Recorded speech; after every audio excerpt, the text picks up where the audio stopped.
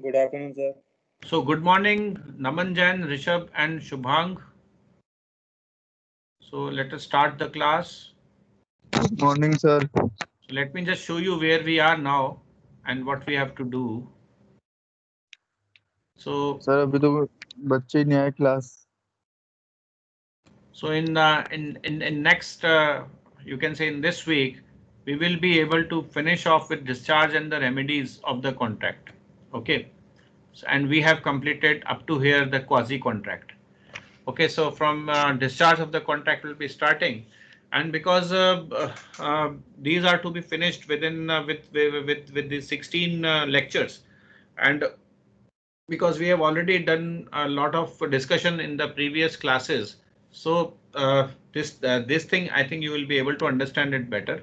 So we'll be taking it in next 2 days and we will be at par with what we have left, because long discussions have happened in the previous classes, because in order to clear your doubts about the law and all that.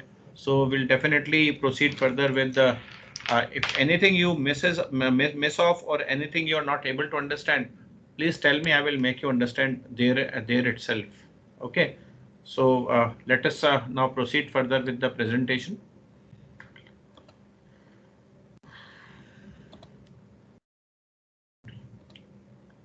So before I start, I would like to take the attendance also, that whosoever is present, so I will be able to know.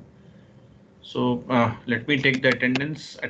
Though I have already taken 3 people were there at that time, rest have joined afterwards. So we will take it at the end only. Okay.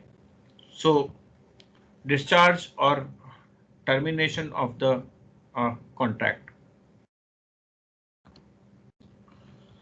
So what do you mean by discharge of contract? Any one of you? Come on. Those who will participate will definitely get good marks also. This will clear your concepts too. Come on. Anyone? What do you mean by discharge or termination of contract?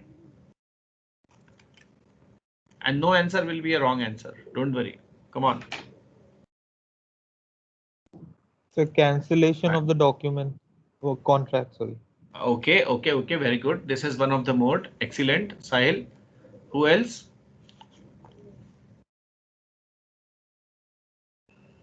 Come on. Anyone? Anyone? Sir, completion of the contract. Excellent. Very good, Naman. This is one of the other mode of discharge. Anyone else? Sir, ending the contract. Of course, ending the contract. This is another mode. Excellent. So let me take you up. Yeah, come on. Who else? Sir, rejection. Yes, rejection of the contract. Of course, it is very good. Very good. Yes, anyone else? Fine. So let me take you up over there. So discharge or the termination of the contract.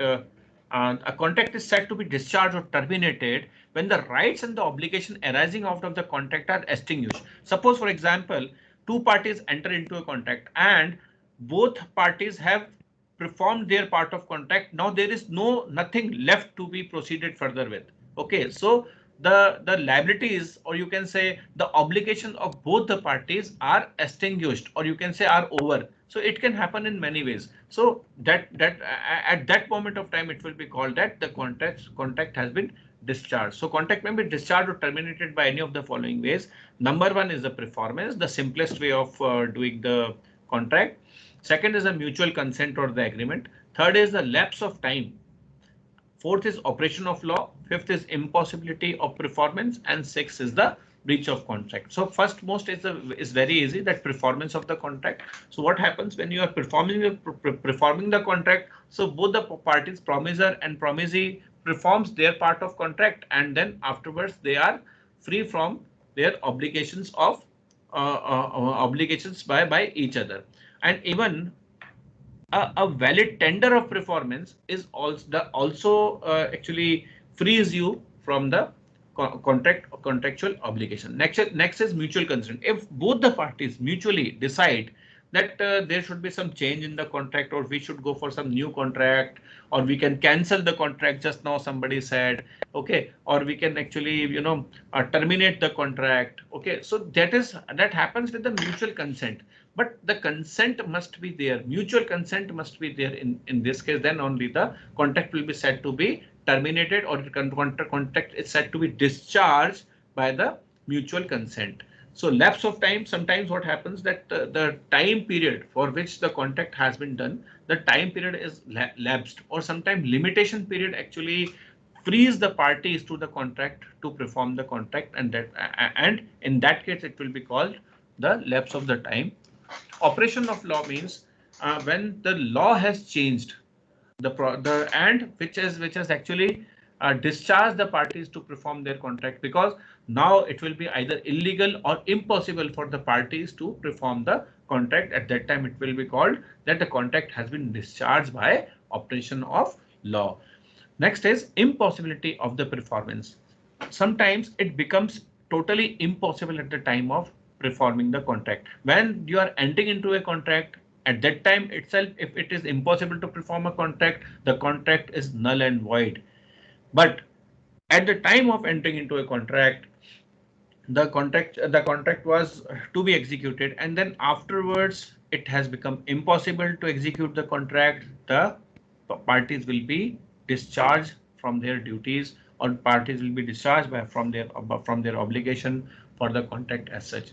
Last is the breach of contract. When any one of the party actually says, I am not going to perform my part of contract, do whatever you want to do, this also actually discharges the party to perform the contract, but at the same time the other party can file a suit against the other for the damages, or for any of the thing which may arise, or the court may decide. So it is the party to it is the other party is free to sue the first party for the breach of contract, or you can say this is the only clause, the sixth, that is the breach of the contract, is the only clause which attracts the you can say the damages which is to be paid by one party to other. So let us take these things one by one. So first is the performance of contract. As I have told, it is the simplest way of discharge of the contract. So section 37 of the act provides that the parties to the contract must either perform or offer to perform their respective promises, unless such promises is dispensed with or excused under the provision of the Indian Contract Act or by any other law. So the parties must perform their contract, and they should actually do whatever they are required to do on the due date, and then both the parties will be discharged for the contract. But in case of death of a promisor before performance, the representative of the promisor are bound to perform the promise unless a contrary intention appears from the contract. Because what happens sometimes, for example, a person has entered into a contract with other to sell his car for rupees 10,000. So at the time of the performance of the contract, one person delivers his car and the other person gives 10,000. So both are free. For example, a person who has actually contracted for sell his car for rupees 10,000 but has died. So what will happen? His successor will are bound to perform the contract. They are bound to sell the car to the other person and accept rupees 10,000. So that has to be performed by the legal heirs, or you can say successors. But in certain cases, the specific performance of the contract cannot be enforced. For example, a person enters into a contract to prepare a picture, to draw a painting, or to make a sketch for the other person. Now, and after making the contract, the person dies. Now, other person of his family may not be as good as he was for making the art or making the things. So, a specific performance in such a case would not be would not be cannot be performed, and that's why it makes it impossible to perform, or you can say at the time of this also the parties will be discharged. Now, this is a very simple example. X promises to deliver a horse to Y on a certain day on payment of rupees 1000. X dies before that day. So X representatives are bound to deliver the horse to Y, and Y is bound to pay rupees 1000 to X representative. This is a very clear-cut case of performance of contract. Okay. So next is a tender of performance. As I have told you that performance of the contract is also equal to the tender of performance, or you can say tender of performance is as good as performance of the contract. So what is tender of performance? In case of some contract, it is sometimes sufficient if the promisor performs his side of contract. Then if the performance is rejected by the promisor, by the promisee, the promisor is discharged from further liability and may sue for the breach of contract if he so wishes. So this is called discharge by tender. Means a person who is ready to perform the contract, he is tendering or he attempts to make you can say make the performance of the contract, but the promisee refuses to accept it. So at that time, because he has actually tendered his performance, he will be discharged from his duties. Now it totally depends on the promisor to file a suit against the promisee, because promisee has actually not fulfilled his part of contract. So to be a valid tender must fulfill the following condition. Number one, it has to be an unconditional one. If the tender is conditional one, then it will be a counter offer. I have told you before also while I was teaching you offer and acceptance. So it will not be a valid tender. It will be a counter offer if it is conditional. So it must be totally unconditional. Second is it must be made at a proper time and place. So for example, a person is at the because he just want to take the benefit of a valid tender. So what he does, he has to supply suppose 100 bales of cotton to other person. So what he does at the time, because the next day starts at 12 o'clock at night. So 12 o'clock sharp, at 12 o'clock at night, he rings the person, he rings the promisee that I am in front of your house with all the 10 bales or 100 bales of cotton loaded in my truck. So I want you to accept this. Otherwise, it will be treated as I have done my job. So this here itself, the time and the place both are inappropriate, because time is also inappropriate. It's 12 o'clock at night, and place is also inappropriate because 100 bales of cotton he cannot deliver at home. He should have delivered. It is understood that 100 bales of cotton will be delivered in the godown of the textile mill where the spinning and grinding of the cotton will happen. So both the things are not valid. Okay. Next is it must be made under circumstances enabling the other party to ascertain that the party by whom it is made is available and able and willing then and there to do the whole of what he is bound or to do his promise. Okay, so it must actually means under the circumstances enabling the other party to ascertain the party. Okay, so the party should be able to ascertain to whom actually it is to be performed. Then only he is bound to do that. Next is if the tender relates to a delivery of goods, the promisee must have a reasonable opportunity to see. So the other person must be having a proper opportunity to see the goods, and then only it will be called a valid tender. Otherwise, the tender will not be valid, because in blind you cannot keep someone in blind and try to give him the goods. Okay. Next is a tender made to one of the several joint promisees has the same effect as a tender to be to all of them. For example, Mr. X and his son are the promises. They have actually jointly ordered for 100 bales of cotton. So any one of them can be contacted in order to supply. It is not necessary that both should be contacted and both should be present at the time of performance or tendering the performance of the contract. It is not necessary. So any one of them will be sufficient. It will be sufficient that any one of them be available, because they are the joint promisees, or you can say they are the joint orderers. Okay, so this is some so effect of refusal of a party to perform wholly. So section 39 provides that when a party to a contract has refused to perform or disabled himself from performing his promise in its entirely, the promisee may put up an end to the contract unless he has signed by words or conduct his acquiescence in its continuance. Okay, so let us just understand it with the help of example. So for example, X, a singer, enters into a contract with Y, the manager of a theater, to sing at a theater for 2 nights in every week during the next 2 months. For 2 nights every week, this person will be singing. Now Y engaged to pay her rupees 100 for each night of the performance. So on sixth night, what happened? X willfully absents herself from the theater. So X was absent on sixth day. Now Y is having a liberty to put the end to the contract. So because now it is a contract of continuing performance. So when the continuation is not at all, when the other party doesn't want the other party to continue, so the party can put an end to the contract. So here, because the contract was in total to sing for every week for 2 months. So after singing in the sixth week itself, when the remaining you can say 2 more weeks were remaining, or you can say, I think this is sixth night. So sixth night, it means how many weeks are remaining? There are some more weeks to go for. Okay, for in order to complete 2 months. So if the party has stopped in between, the other party is having option either to accept it or to take it. Fine. So let us see if the in above illustration, if the assent of Y, X signs on the seventh day. Now Y is allowing X to sing on the seventh day.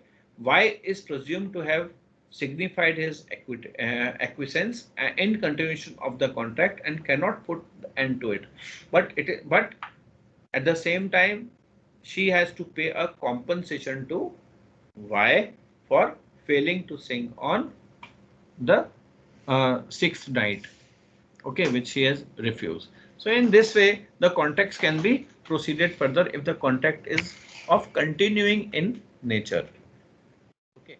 Now, who should perform this contract? So under section 40 of the Act, if it appears from the nature of the case that it was the intention of the parties to the contract that it should be performed by a promisor himself. Such promise must be performed by a promisor himself only. In other cases, promisor or his representative may employ a competent person to perform it. Okay, so let us just go for example. X promises to pay rupees 1000 to Y. So X may either personally pay the money to Y or cause it to be paid to Y by another. So if X dies before making the payment, his representatives must perform the promise or employ some other proper person to perform the promise as such. So it can either be performed by the promisor or any other person. Okay. So X promises to paint. Now this is something which is related to specific performance. So if X promises to paint a picture of Y, as X must personally perform the promise, or otherwise if he proves that it is impossible to perform, he will be discharged. But in this case, there will be a specific performance to be made. Next is devolution of the joint liabilities. Now what happens? Sometimes two or more persons have entered into a joint promise. Then such a contrary intention appears from the contract. All such persons should perform the promise. So when two or more persons are there to perform the promise, so it has to be seen that all should perform it. If any one of them dies, his representative jointly with the survivor or the survivors should perform the contract. After the death of the last survivor, the representative of the of all jointly must fulfill the promise. We will see this illustrations as such. So, and under section 43 of the Indian Contract Act, when two or more persons made a joint promise, the promisee may, in the absence of the express agreement to the contrary, compel anyone or the such joint promisers to perform the whole promise. So it can be he can compel any one of them, and if he compels any one of them and the promiser is actually performed the contracts, then that promiser is having a right to receive the the part of the other promiser from his from him or his estate if he dies. So नहीं वो so बज रहा है each of the who is this? each of the two or more joint promisors may compel every other joint promisor to contribute equally with himself to the performance of the promise unless contrary intention appears from the contract as such. Okay. So if any one of the two promisors make a default in such the contribution, the remaining joint promisor will bear the loss in case of such default. Okay, now let us understand it with the help of examples. So X, Y, and Z, they have jointly promised to pay 6,000 to A. Now, from this contract, it seems that because nothing else is given, so X, Y, and Z each should pay 2,000 to A. So now what happens that now from whom A should ask the performance? X, Y, or Z? So A may compel either X or Y or Z to pay the amount. Now what will happen? Suppose, for example, A has compelled X to pay the entire amount 6,000. So what is the remedy available to A, X then? Come on, let us discuss.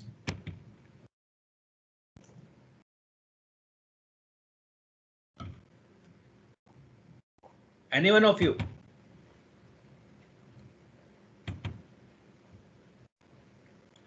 X, Y, and Z were to pay rupees 6,000. It means that each one will be able to pay rupees 2,000. Now A has compelled X to pay rupees 6,000. Now what remedy X is having? Vikramadit Singh.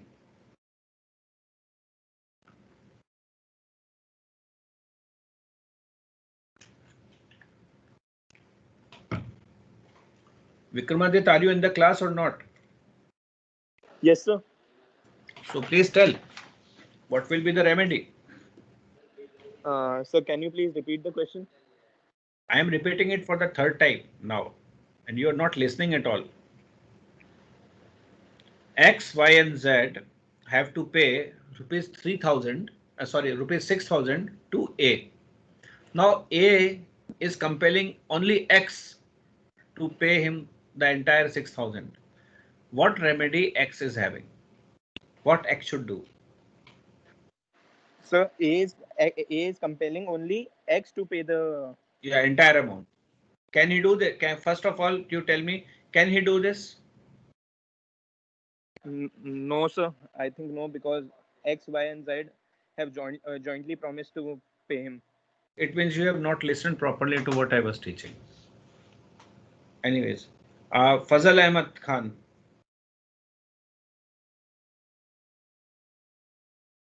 Fazal Ahmad Khan. Sahil Khandelwal.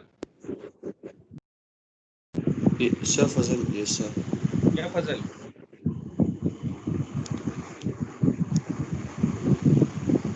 Yes, sir. I hope you have understood the question.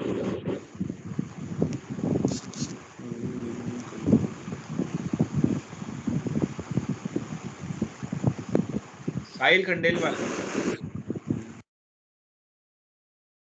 Yes, sir. Yeah, have you understood the question? The situation? I think so. I Sorry? think so, yes. Yes, So sir, I think I understood. answer it then. If A is compelling X to pay him entire amount, can he do that? Number one. I think so, he can. You think, or are you sure about it? Sir, he Yes, can, sir. sir. Huh? Yes, sir, I'm sure he can. Okay. Number one, he can. Fine, you are correct. What will be the remedy to X then?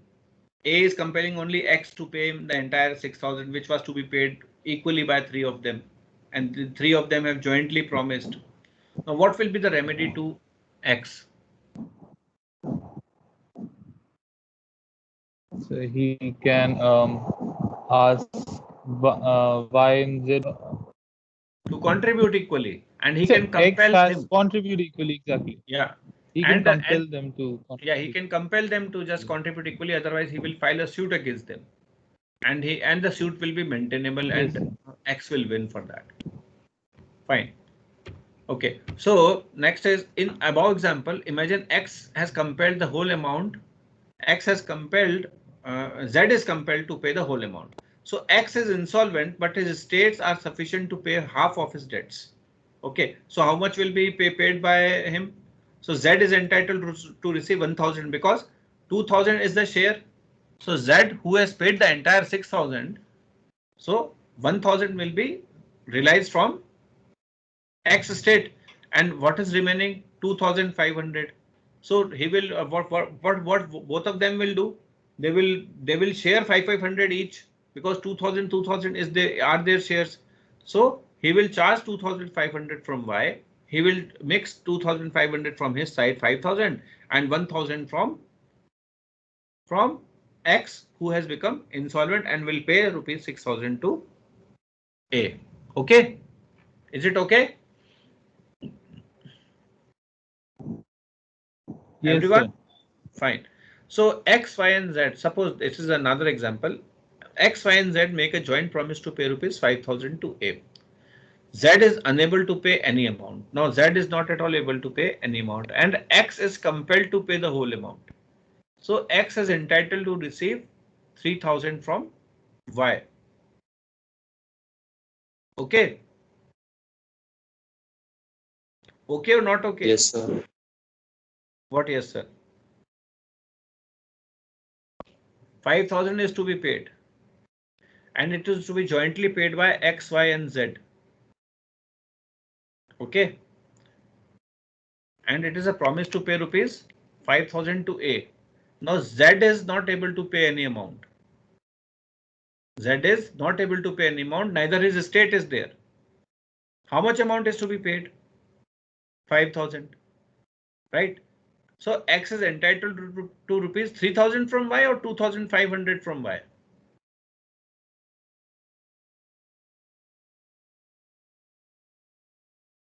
Tell me. This is 2500 because 5000 is to be paid na. Minus Z. Z को minus कर लीजिए. Who two are remaining? X and Y, both of them will pay equally. So why Y will pay 3000? Had this amount been 6000, Y would have paid 3000. Getting or not getting? अरे भाई बोलो तो. Yes, sir. हाँ. So under section 44 of the Act, where two or more persons have made a joint promise, a release of one of such joint promise by the promisee does not discharge the other. Now, it is not at the discretion. For example, now here up till here, what we have seen, that promisee is compelling one person to pay. Okay. Now, what does it mean? Can he discharge any of the person? Okay, you do not pay. I will realize from the other persons. No, he cannot do like that. Even if he does like that, the law will has enabled the other two person to charge from the person who has not paid or who has been discharged by the promisee. Okay, so promisee cannot do that. Only law can do that. Fine. Next is discharge by mutual agreement or consent. So a contract may be discharged by agreement of all the parties to the contract or by waiver or release of one party by the entitled for the performance. So the method stipulated under section 62 and 63 of Indian Contract Act for discharging the contract may be mutual consent are: number one is novation.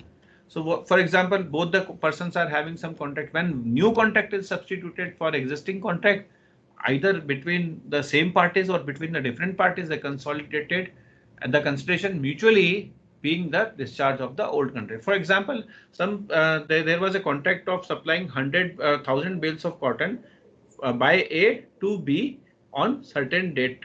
Okay, and now because he is not able to supply, but somebody else is having that supply. So what will happen? He will just ask, suppose for example C, to enter into a contract with B, and he will actually get this thing done. That in order to just substitute the existing contract between A and B, he has actually told C to enter into a contract with B for supplying the the cotton bales to him.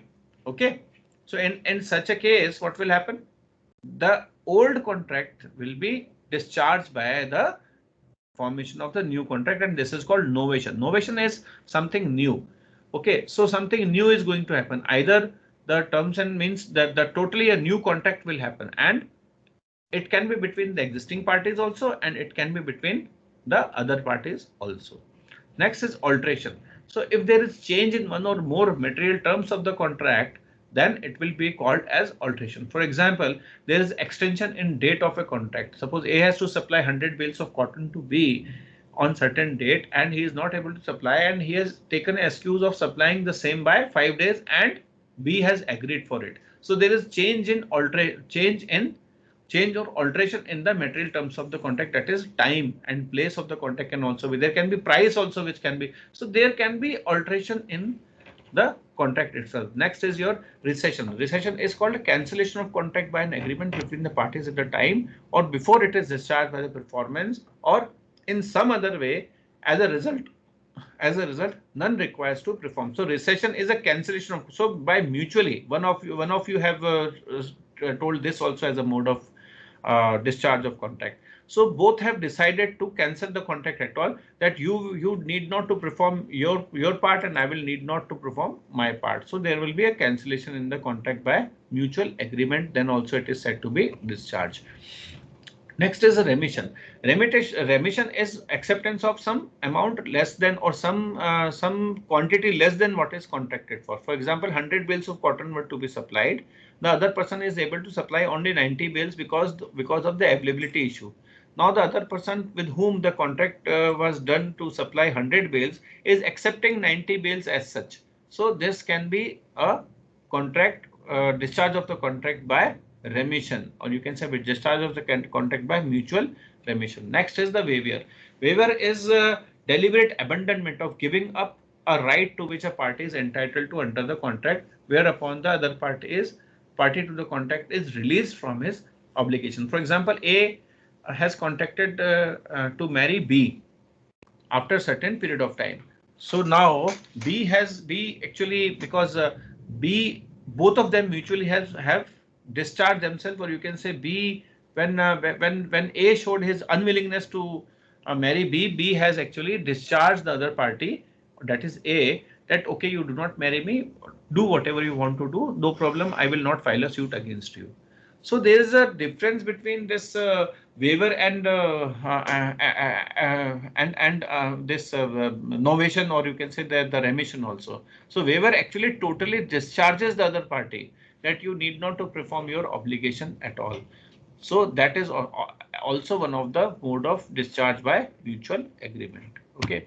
So next is your discharge by lapse of time. So the Limitation Act in certain circumstances afford a good defense to the suit for the breach of contract, and in fact terminates the contract by depriving the party of his remedy to the law. So because of the limitation of contract, some contracts may be discharged. For example, where a debtor has failed to repay the loan on the stipulated date and the creditor must file a suit against him within 3 years. So this is given under the Limitation Law, Limitation Act 1963, that for debtor and creditor, the maximum amount, maximum time within which a creditor can file a suit against debtor is 3 years.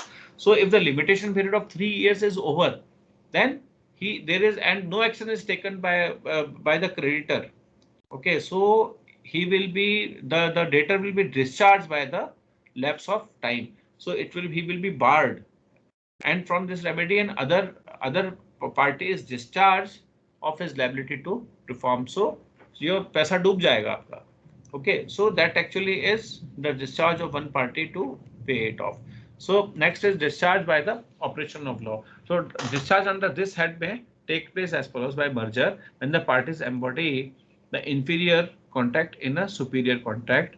Next is by unauthorized alteration in the terms of the written document. Suppose you have tampered with the document, and this will actually, by the operation of law, it will be the other party will be held responsible and he can avoid the contract.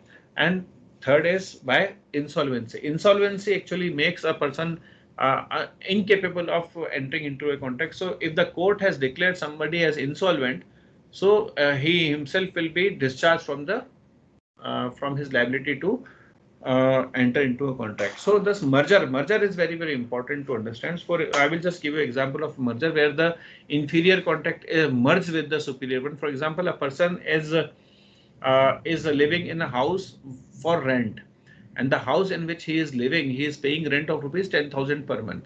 So while paying the rent, he actually offers the owner to purchase the house, and for which he has given rupees 10 lakhs in advance, and then has promised to pay rupees remaining rupees of rupees 10 lakhs after a period of 2 months. For and he continues to live in that. So for the remaining 2 months, the rent agreement which is there as such merges into the agreement of purchasing the house. At that time, the agreement of paying rent is merged and is discharged by the operation of law. Next is discharge by impossibility or frustration. So any doubt up till now to anyone? If you want to ask me any question. Okay, so I will take further. So discharge by operation of law we have gone for. Now discharge by impossibility or frustration. This frustration word is used as a replica of impossibility in English law, but it is not used in our Indian Contract Act. But still, because it has been used, that's why it has been given over here. So a contract which is entered into to be performed to perform something that is clearly impossible is void. So we cannot enter into a contract which is totally void. For example, A agrees to discover a treasure by magic. The agreement is void by virtue of section 56 para 1, which lays down that the principle that an agreement to do an act which is impossible is void ab initio, which is totally void. Sometimes the subsequent, now this is void at the time, this is something impossible at the time of entering into a contract, but at the same time there are certain times of subsequent impossibility. That is where the impossibility supervenes, or you can say impossibility actually emerges after entering into the contract, and that renders the performance of contract to be unlawful and stands as discharge. For example, the contract to supply liquor in Gujarat before the Gujarat was declared as a dry state was to be performed after the Gujarat was declared as a dry state.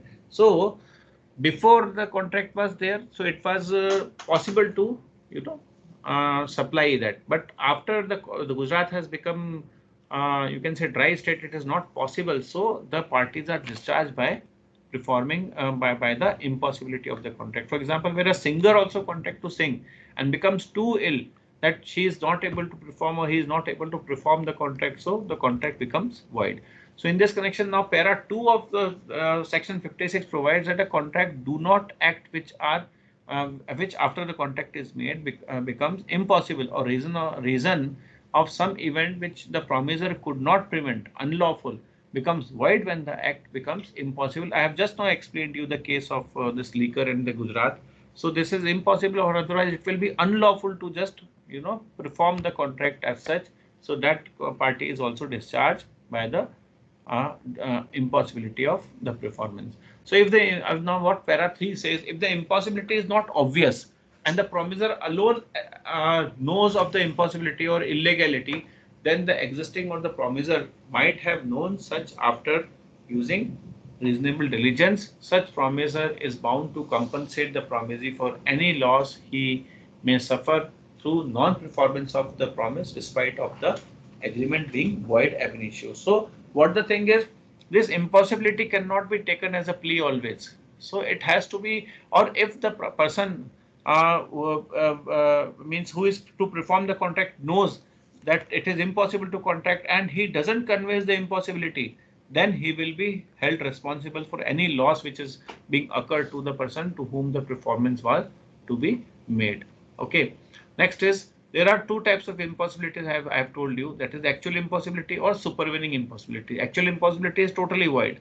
Supervening impossibility, a contract will be discharged by subsequent or supervening impossibility in the following ways, where the subject matter is destroyed without the default of the parties and the contract is discharged. For example, a person actually enters into a contract with others for some potatoes which are to be supplied to him, and the potatoes have not yet come up because, but the contract is there that I will supply you all the potatoes of my farmhouse on certain date when it will be out. Now what happened? The rain happened. It heavily rained, like it is raining outside now also. It heavily rained and all the potato were destroyed. So here there is a supervening impossibility. The person now cannot supply the potato of his farms to that person whom he has actually entered into a contract, because the subject matter itself has destroyed. So when a contract is entered into on the basis of the continued existence of certain state of affair, the contract is discharged if the state of the things changes or ceases to exist. Okay. So if certain things are there which actually ceases to exist at all totally, which were existing before at the time, or circumstances have changed, the state of affairs has changed. For example, I have given you the example of this liquor and the Gujarat case. So in that case also the contract is said to be discharged by impossibility. Next is where the personal qualification of a person is the basis. For example, a person has entered into a contract with other to just sing a song or to draw a picture. So and that person has actually got his hand amputated. So in that case, he cannot draw a picture. A person whose throat is not well, he cannot just sing a song. So at this, by this, there is a physical disablement of the party which has actually made the party made the supervening impossibility to perform the contract, and the contract will be discharged by impossibility of the contract. Okay. So discharge by supervening illegality. I have already given you the example of supervening illegality because it has sometimes become illegal to perform the contract. That's why it will be called supervening illegality. So this is because the performance of the promise is prevented or prohibited by subsequent change in law. Just now I have told you about the Gujarat case and the liquor case. Okay. For example, A into a contract with B for cutting trees. So this is another example. By statutory provision of cutting trees is prohibited except under the license, and the same is refused to A, the contract will be discharged because A is not able to get the license, and before that when the contract was made, the cutting trees were allowed. But cutting of trees are not allowed until unless you have a license, and A has been refused by the government to have the license. So here it becomes impossible for him to cut the trees at all. So cases in which no supervening impossibility is there. So there are certain cases where you cannot just say that there is a supervening impossibility. Supervening impossibility should not be something like that which is difficult to perform. So first off is difficulty in performance. If it is difficult to perform the contract and you say it is supervening impossibility which will not be taken into account, or you can say there is no profit at all for some commercial impossibility is there because previously the contract was profitable for you and now it is not, so that is also not at all allowed. Next is strike, lockdown and civil disturbance. Until and unless strikes, lockdown and civil disturbances, there is a clause in the contract that it will provide, or it will tend to non-performance if the strike, lockout and any civil disturbances happen. Until unless the clause is there in the contract, the person has to perform the contract even if these three things happens. So supervening impossibility or illegality is known as frustration under the English law, which I have already told you. Last is your breach of contract. Breach of contract is something when you tell other party that I will not be able to perform my contract or I will not perform my contract. So breach can be either actual or anticipatory. Actual breach happens which takes place at the time of performance of the contract when actually performing the contract, and anticipatory breach means well in advance you tell the other party that I will not be able to perform my contract. So the other party is having option either to wait for you to perform your contract till the due date, or can file a suit against you now itself for the breach of the contract. So breach of the contract may occur before the performance is due. This may happen where one of the party definitely renounces the contract and shows his intention not to perform it, or does some act which makes it impossible. For example, A has agreed to marry B. Now what happens before marrying B? A has married to C. Now it is impossible for A to marry B. So he has actually created something which has made the performance of the contract impossible. This is something which is anticipatory breach or which he has made.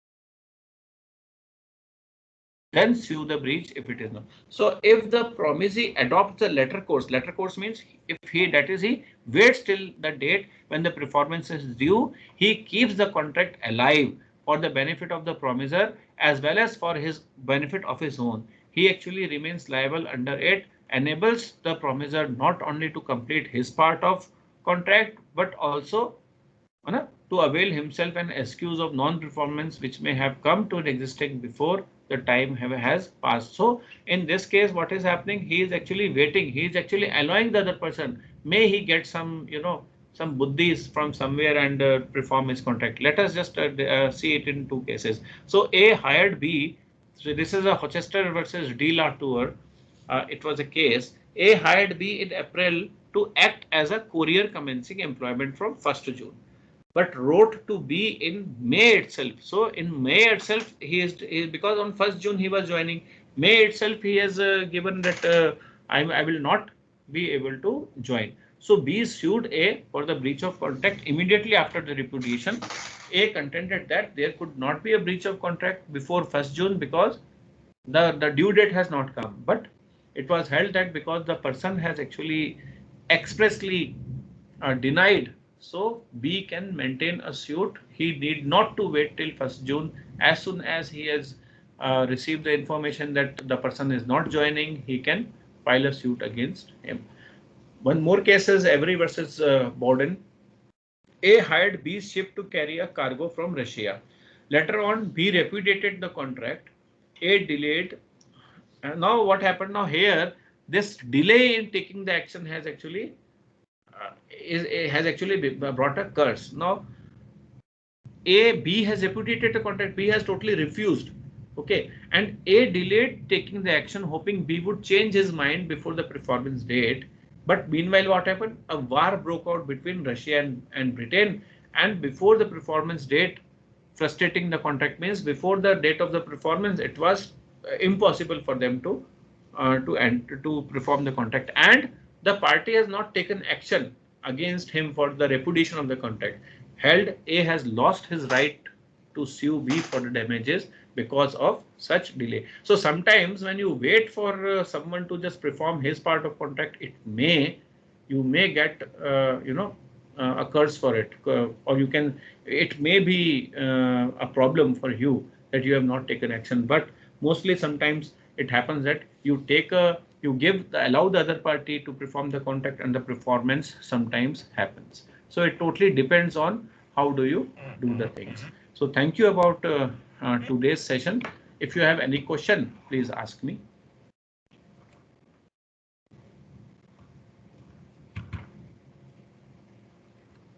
Yes, come on. Any question from any one of you?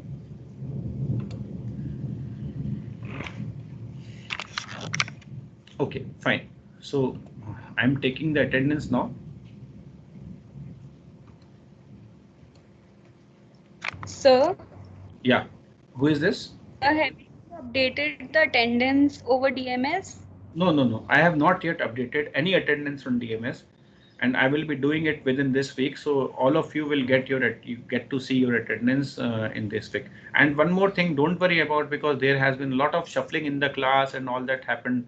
So the attendance will be duly taken care of. Those people who have been shuffled from here to there to here and here to there. Don't worry about that. I will take care of that. And please be assured, from the attendance point of view, I will not make you lose anything. But at least in order to gain the attendance in future, you have to attend my complete classes. I hope that is okay. Survi? Okay, sir. Thank you. Fine. Yes, Yeah. sir. Okay. So let me take the attendance.